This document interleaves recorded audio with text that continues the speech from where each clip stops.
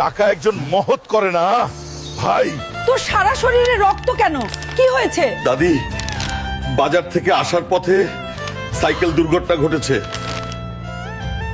তাড়াতাড়ি এখানে বসো, আমি তোমাকে ব্যান্ডেজ করে দেব। নানি, আমাকে একটা বাইকও কিনে দাও। আরে হাল্ক, আমরা গরিব মানুষ। কি করছো হাল্ক? কিছু না চাচা, শুধু ভাবছি আমি একটা বাইক কিনবো।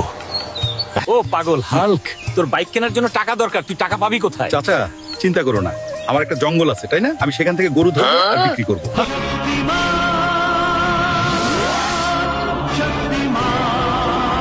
এই গরু, আমার সাথে আয়, তাহলে যুদ্ধ হোক।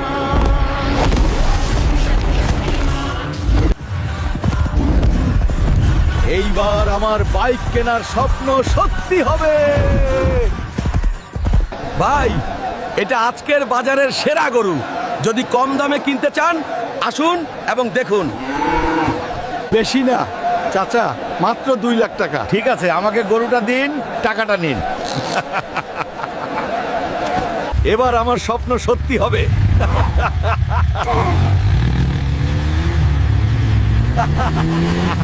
বাইকটা কোথায় পেলে? নিজের টাকায় কিনেছি। টাকা কোথায় পেলে?